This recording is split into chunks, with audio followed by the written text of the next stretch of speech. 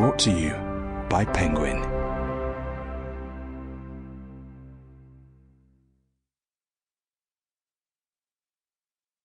The Age of Unpeace, written and read by Leonard.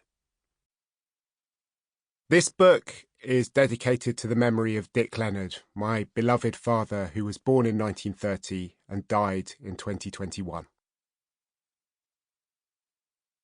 We may be on the cusp of a new silent pandemic.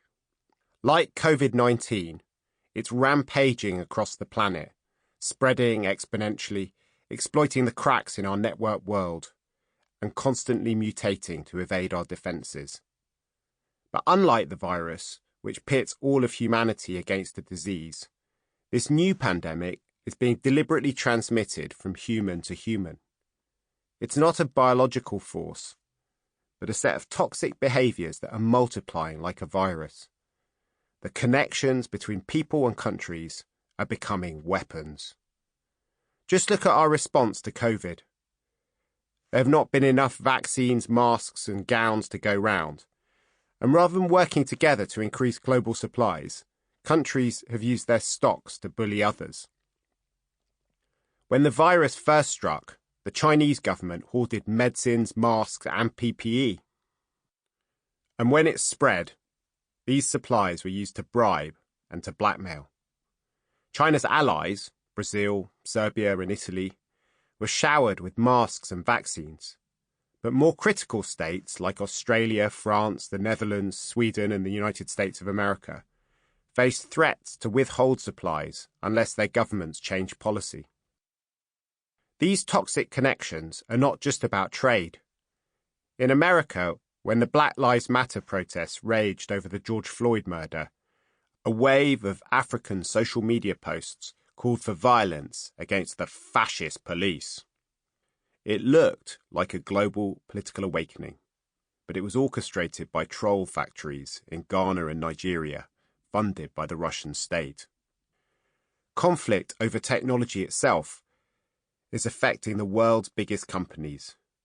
Google and Huawei had worked together closely for years, building a partnership between the most successful handset maker and the most widely used operating system. But when America put the Chinese handset maker on a banned list, Google banned Huawei from its Android platform, leaving millions unable to update their phones and plunging China's tech giant into crisis. Even states that are allies often seem to end up at loggerheads. For example, in December 2020, British supermarkets ran out of fruit and vegetables when the French government closed its borders. The ban on British lorries was ostensibly to control COVID, but it also put the squeeze on Downing Street in the Brexit endgame. And while superpowers flex their muscles, weaker countries are making use of similar tactics to strike back. In the same year, the Iranian Navy seized oil tankers to protest against crippling sanctions, their piracy designed to break support for a financial blockade.